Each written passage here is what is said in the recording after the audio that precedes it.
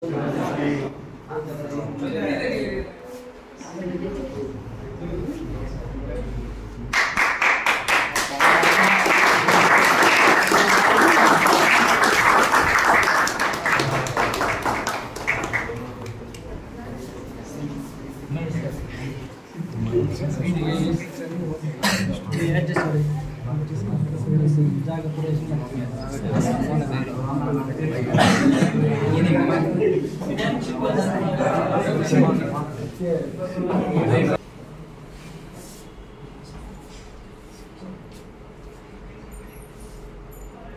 फेटे पहिल्यांदाच पाहिलं तरी अजून बरेच जण आले नाही. आता मी काय म्हटलं की मला फोन आला मुलांचा, पण मी म्हटलं आपण एक दिवस सगळ्यांना बोलू, परत एक दिवस ठेवू. आणि तुमचा फोन आला म्हणलं जाऊ परत काही जाणार घरी मग एक दोन सगळे सोबत येते ना. हा सगळे सोबत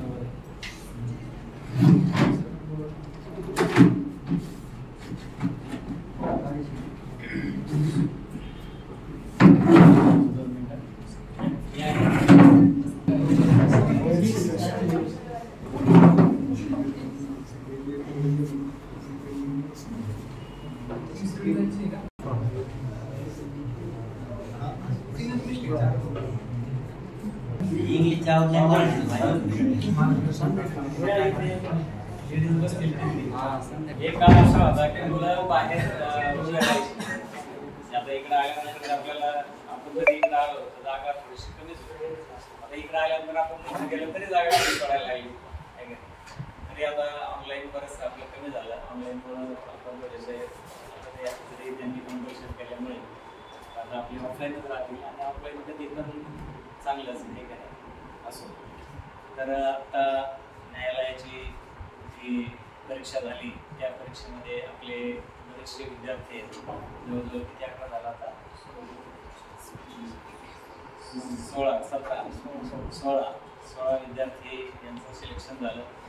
मागच्याही लघुलेखनच्या परीक्षेमध्ये स्टेनोग्राफर म्हणूनही आपले जवळजवळ 11 विद्यार्थ्यांचं सिलेक्शन झालंय. आजच सहकार विभाग आणि वन विभाग या दोन्ही परीक्षांचं आज रिझल्ट लागला आणि त्यामध्ये आपले विद्यार्थी आहेत. अजून काय आता ती एक मला वाटतं समराईज लिस्ट आहे ना, म्हणजे एकत्रित दिलेली लिस्ट आहे. त्याच्यामुळं सिलेक्शनचं अजून काही त्याच्यातून निष्पन्न होत नाही. पण त्याच्यातूनही आपले विद्यार्थी असतील अशी आपण अपेक्षा करूया. पुन्हा एकदा आपल्या क्लासच्या विद्यार्थ्यांचं हे गवगवीत यश पाहून आणि शिक्षकाला दुसरं काय मनस्वी तोच आनंद आहे की जेवढा आनंद तुम्हाला झाला तेवढाही आनंद शिक्षकाला निश्चित होतो जेव्हा एखादा विद्यार्थी शिक्षकाचा लागतो. कारण शिक्षकाने कष्ट घेतलेले असतात, तर त्याला त्या कष्टातून थोडंसं काहीतरी समाधान मिळावं म्हणून. आणि हा एक माझा पहिल्यापासूनच उद्देश असतो की विद्यार्थ्यांना मोटिवेशन करणं.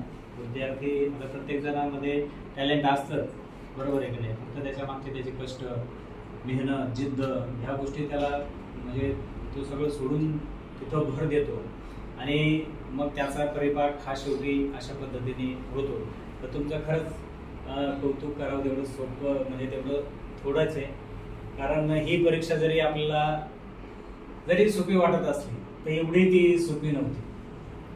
कारण ज्यावेळेस ह्या परीक्षेला एखादा विद्यार्थी जातो त्याला फ्रीमध्येच कळतं आपली काय भानगडी. कारण आता ही परीक्षा अशी होती की प्रत्येकाला असं वाटलं होतं की न्यायालयाची परीक्षा 20 मार्काचा पेपर आहे आणि अतिशय सोपे प्रश्न असतात. तर यावेळेस सगळ्यांना अगदी आयडिया कळून चुकली. म्हणजे जे यायला पाहिजे, जे अपेक्षित आहे ते होत नाही. पण आता मुलांचा एरवी बाकीचा वास्ट अभ्यास असल्यामुळं तर त्यांना पहिल्या परीक्षेला क्वालिफाय झाल्यानंतर नंतरची जी क्लिनिकलला जी महत्वाची जी टेस्ट आहे ती म्हणजे टायपिंगची टेस्ट.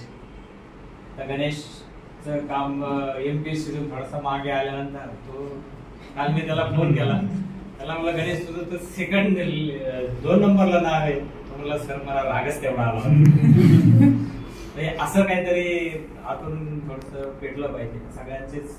खूप आता महेश झालं हे दुसरं सिलेक्शन आहे. आता हा नगरे आहे ऑलरेडी परत त्याचं सहकार विभागाला तो टॉपला आहे. त्याच्यानंतर अजून एक निखिल लटपटे नावाचा विद्यार्थी आहे, तोही त्याचा 1 नंबरला आहे. त्याच्यानंतर प्रशांत दैवळे म्हणून आहे, तो सेकंडला आहे. असे अनेक विद्यार्थी आहेत की जे आता थोडेसे स्पर्धेमध्ये आहेत. आता यांच्यापासून तुम्हाला यांचं येण्याचं कारण महत्वाचं म्हणजे त्यातून तुम्ही काहीतरी इन्स्पायर व्हायला, तुम्ही काहीतरी घेतलं पाहिजे. आज यांच्या डोक्यावर जे फेटे दिसतात उद्या हे आपल्या डोक्यावर असले पाहिजे. याच्यासाठीच त्यांचं इथं येणं आहे. आणि दुसरी महत्वाची गोष्ट म्हणजे की यांनी केलेला जो प्रवास आहे हा खरंच खूप खडतर प्रवास आहे. आता या विद्यार्थ्यांचा माझं नेहमी फोनच्या माध्यमातून म्हणा, एरवी भेटण्यातून म्हणा, त्यामध्ये संकेत येऊन गेला. तर त्यावेळेस त्याच्या बोलण्यातून खूप काही गोष्टी विद्यार्थ्यांच्या काय आहेत की ते आज ह्या परिस्थितीत म्हणजे या ठिकाणी पोहोचण्यासाठी त्यांनी काय केलेलं आहे तो त्याग आहे. तर तो दिसून येत नाही कृतीतून. तो दिसून काय होतं आपल्याला वाटतं जातो मुलगा, तर शेवटी गेल्यानंतर त्याच्या पाठीमागे त्याचे काय कष्ट आहे हे इतरांना दिसत नाही. आणि ही पोस्ट झाला आता काय लागली त्याला नोकरी, पण ती सहज नाही लागली हे एवढं मात्र निश्चित आहे. फक्त एक काय एक जसं आता इथून समजा आपल्याला नगरला जायचं, आपण घोडेगाव पर्यंत गेलो, औरंगाबादकडे निघालो, नगर येणार आहे का, पण त्याला तसा वाटाड्या असतो. ते एक वाटाड्याची भूमिका कुणीतरी करत असतं. त्या दिशेने त्याच्यावर विश्वास ठेवून विश्वासपूर्वक जर पुढे पाऊल टाकत जर गेले तर बरोबर त्याला तो मार्ग सापडतो. बरोबर आहे की नाही. आता मध्येच असे अनेक विद्यार्थी आहेत की ते येतात, मध्ये सोडून देतात, मग पुन्हा काहीतरी असं जाहिरात आली की नंतर मग पुन्हा जॉईन व्हायचं. त्यासाठी तुम्हाला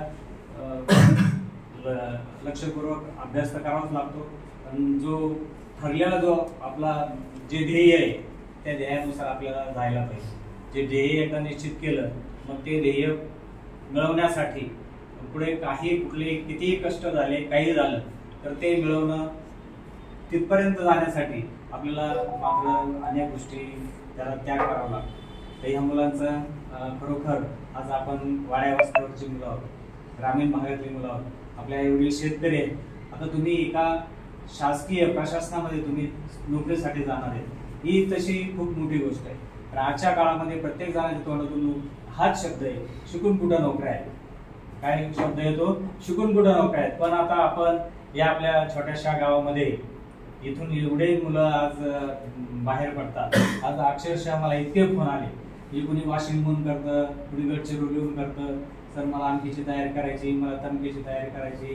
हे कसं आता काय कसे येतात माहीत नाही, पण हे फोन येतात की इथून आपल्या छोट्याशा गावातून ही जी मुलं आहेत ही आज इथून तयार होऊन बाहेर पडतात. ही एक अभिमानाची गोष्ट आहे. पुन्हा एकदा आपल्या न्यायालयाच्या या परीक्षेमध्ये तुम्ही जे घवघवीत आणि भरघोस असं यश मिळवलं त्याबद्दल आपल्या महाराष्ट्र कॉम्प्युटर टायपिंग आणि शॉर्ट हँड इन्स्टिट्यूटच्या वतीने तुमचा खरोखर तुम्ही अभिनंदनास पात्र आहेच. पण यापुढे तुमची अशीच उत्तरोत्तर प्रगती होऊन तुमची वाटचाल ही यशस्वी हो अशी मी प्रार्थना करतो आणि इथं थांबतो.